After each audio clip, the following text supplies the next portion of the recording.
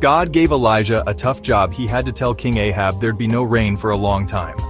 The land dried up, food and water vanished, and everyone grew hungry, including Elijah. God told Elijah, "Go to Zarephath. I've arranged for a woman there to feed you." Elijah set out, dusty and tired, and reached the town gate. There he saw a widow gathering sticks, her face marked by worry. Elijah sensed she was the one God meant. He called out, "Please, could you bring me a little water?" The woman, surprised but kind, nodded and turned to fetch it. Elijah added, "And could you bring me a piece of bread?" The woman stopped, sadness in her eyes. She explained, "I have only a handful of flour and a little oil, just enough for one last meal for my son and me." Elijah listened, then gently said, "Don't be afraid. Make me a small loaf first, then something for you and your son." It was a strange request, but Elijah's calm faith made her pause.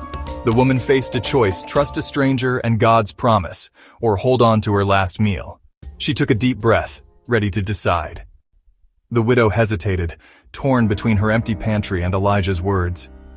Elijah shared God's promise. The jar of flour will not be used up and the jug of oil will not run dry until rain returns. It sounded impossible, but hope flickered in her heart. She chose to trust. The widow went home, scraped out her last bit of flour, poured the last drops of oil, and baked a small loaf. She brought it to Elijah, giving away what she thought was her final meal. Then she returned to her kitchen, expecting emptiness. But when she looked, there was still flour in the jar and oil in the jug, enough for her and her son. Day after day, the miracle continued. There was always just enough.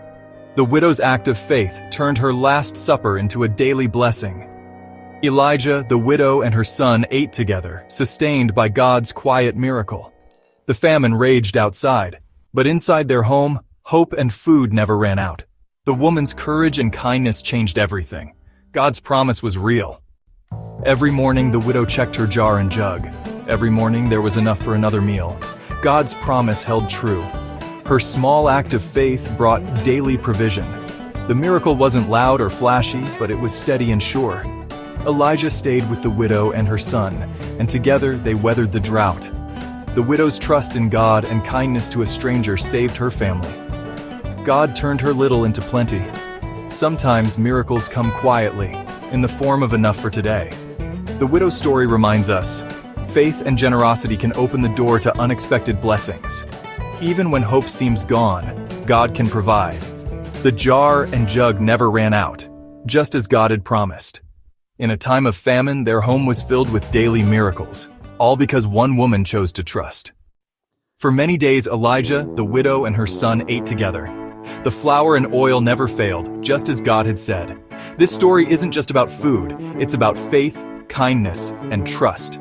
The widow gave what little she had, and God multiplied it. God used her small act to bless her whole household. When we share even a little, God can do great things. Kindness and faith can turn scarcity into abundance.